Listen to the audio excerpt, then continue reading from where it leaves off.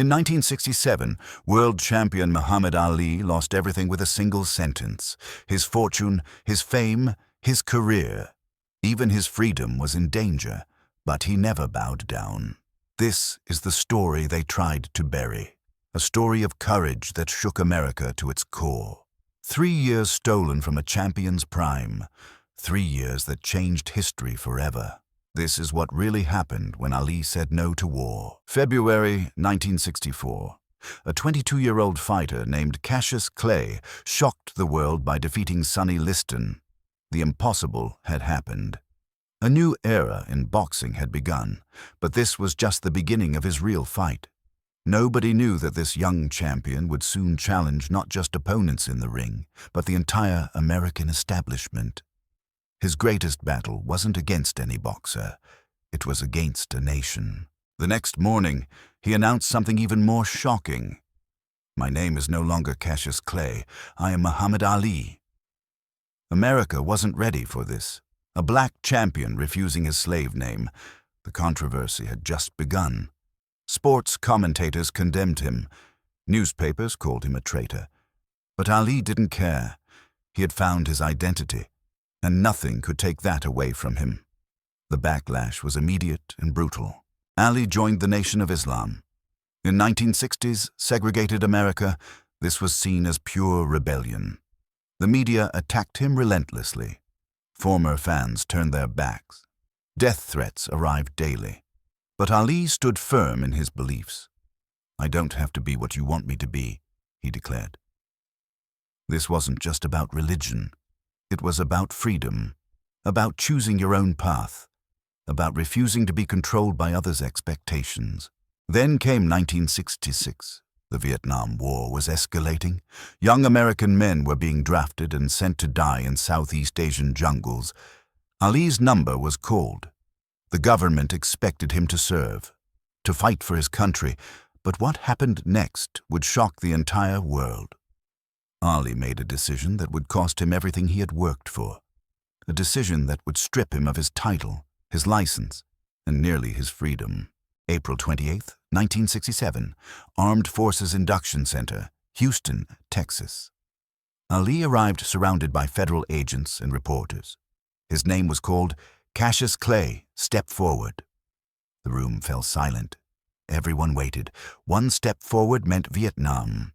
One step forward meant conformity. Ali refused to move. He stood still.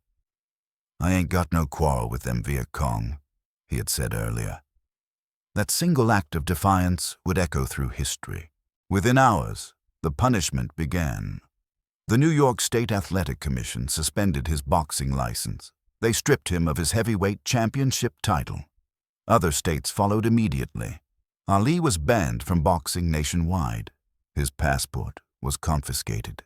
He couldn't leave the country. He couldn't fight. He couldn't earn. At 25 years old, at the absolute peak of his powers, Muhammad Ali's career was destroyed with bureaucratic signatures. But the government wasn't finished. Federal prosecutors charged Ali with draft evasion. The penalty, 5 years in prison and a $10,000 fine. His trial was swift. The jury deliberated only 21 minutes. Guilty, Ali faced prison time. The establishment wanted to make an example of him, a warning to anyone else who dared to resist. But Ali remained defiant, even facing a prison cell. Released on bail while appealing, Ali found himself in a strange limbo. No boxing, no income, no passport, broke and blacklisted. He survived by giving speeches at colleges. Students loved him. The anti-war movement embraced him. While America's government condemned him, its youth celebrated him. Ali became more than a boxer. He became a symbol of resistance, of conscience over convenience, of sacrifice for principle. 3 years and 7 months. That's how long Ali was banned from boxing. From age 25 to nearly 29. The prime years of any athlete's career. Years he could never get back. While he spoke on campuses, other fighters competed for his title. The world moved on. But Ali's real fight was just beginning. What nobody knew was that his sacrifice would inspire millions, and his comeback would become legendary. During his exile, public opinion slowly shifted. The Vietnam War became increasingly unpopular. Casualties mounted, protests erupted nationwide. Americans began questioning the war Ali had refused to fight. Suddenly, his stance didn't seem so radical. It seemed prophetic. What the establishment called cowardice, many now called courage. The narrative was changing, but Ali remained banned, watching from the sidelines as history proved him right. Behind the scenes, Ali's legal team fought relentlessly. They took his case through every court level, appeals, motions, hearings. The legal battle was as intense as any boxing match. Meanwhile, Ali trained in secret, maintaining his skills. He ran, he sparred, he stayed ready. Because deep down he believed he would return. He had to. The championship belt had been stolen. He intended to reclaim it. Age was his enemy now. September 1970. A breakthrough. The state of Georgia, looking to capitalize on Ali's fame, granted him a license to fight. After 3 years, 7 months, and 9 days, Muhammad Ali would return to the ring. He was 28 years old, rusty, out of practice, but still Ali. His opponent was Jerry Quarry. The venue, Atlanta. The world watched. Could he still fight? Had time destroyed his gifts, or would greatness prevail? October 26, 1970. The comeback fight. Ali entered the ring heavier, older but unbowed. The crowd erupted. In round 3 he cut Quarry badly. Technical knockout. Ali had won. The ring rust showed. His timing was off, but the magic remained. He proved he could still fight. More importantly, he proved that standing for your beliefs doesn't mean the end. Sometimes it means a new beginning. The impossible comeback had started. But Ali wanted more than just to fight again. He wanted his title back, the championship stolen from him. Joe Frazier now wore the crown, undefeated, powerful, dangerous. The fight was set for March 1971, Madison Square Garden. The fight of the century. Both undefeated, both claiming to be champion, but only one had sacrificed everything for his principles. This wasn't just about boxing anymore. It was about redemption, about proving sacrifice doesn't equal weakness. March 8, 1971, 20,000 fans packed Madison Square Garden. Millions watched worldwide. The atmosphere was electric. Ali entered confident, talking, predicting victory. But Frazier was a different beast. Strong, relentless, hungry. For 15 brutal rounds they battled. Ali's speed had diminished slightly. His reflexes, fractionally slower. 3 years away had taken their toll. In round 15, Frazier's left hook dropped Ali, his first professional defeat. Ali had lost. The loss devastated Ali publicly. But he didn't make excuses. The better man won tonight, he admitted. No complaints about the 3 stolen years, no bitterness about the unfair exile. Just acceptance and determination to come back stronger, because that's who Ali was. Defeat didn't define him. How he responded to it did. He had lost a fight, but not his spirit, not his principles, not his belief in himself. The comeback would continue. Meanwhile, his legal battle reached its climax. June 28, 1971, the United States Supreme Court. 9 justices would decide Ali's fate. Prison or freedom. His lawyers had fought for 4 years. The arguments were heard. The deliberation began. Ali waited. The entire country waited. Would the highest court in America validate his conscientious objector claim? Or would he finally go to prison? The verdict would determine everything. His future hung in balance. The Supreme Court ruled 8-0 in Ali's favor. His conviction was overturned. He was free. The draft evasion charges were dismissed. After 4 years of legal warfare, Ali had won. Not in the ring, but in the highest court of the land. Justice had prevailed. He would never go to prison. The government's attempt to break him had failed. Ali stood vindicated. His principled stand had been recognized.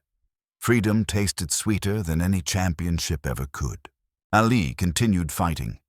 Loss after loss to Frazier and Norton tested him. Critics said he was finished, that the 3 stolen years had destroyed his prime, that he'd never be champion again.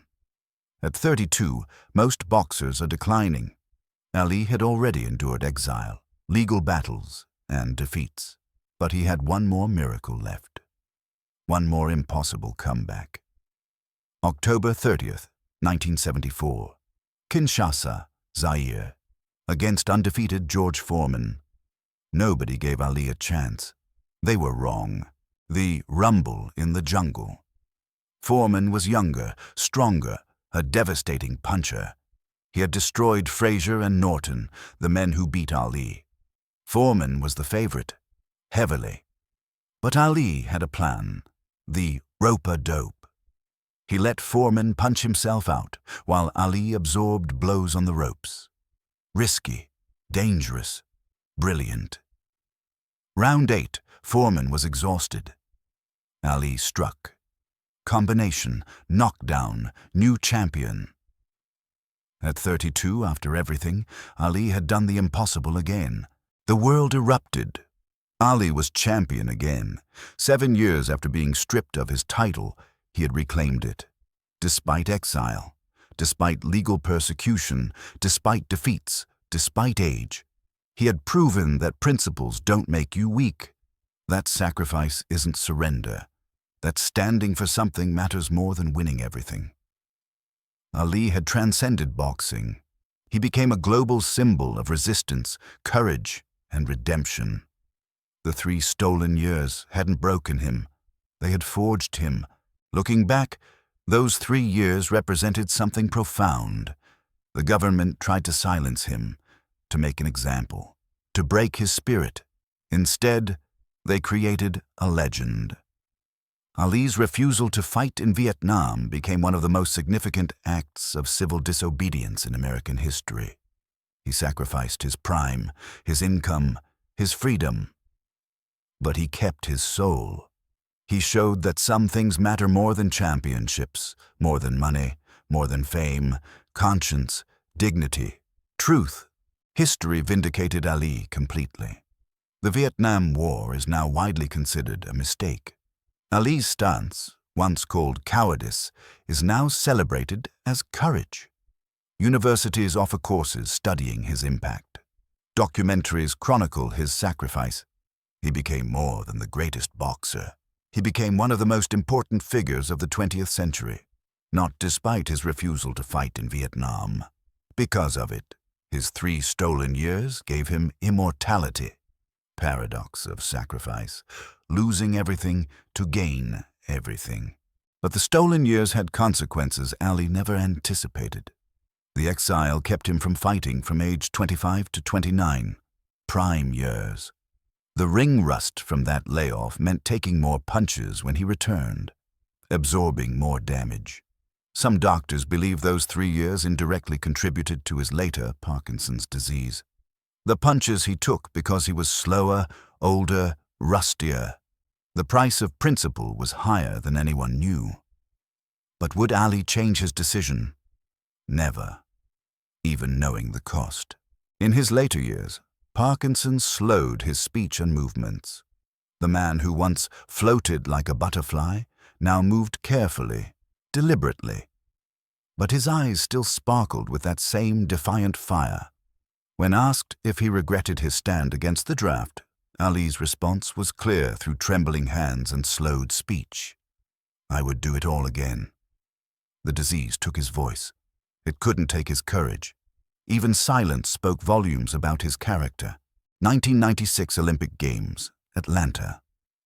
The world watched as Muhammad Ali, hands trembling from Parkinson's, lit the Olympic flame, the same Olympics that once celebrated him as Cassius Clay in 1960.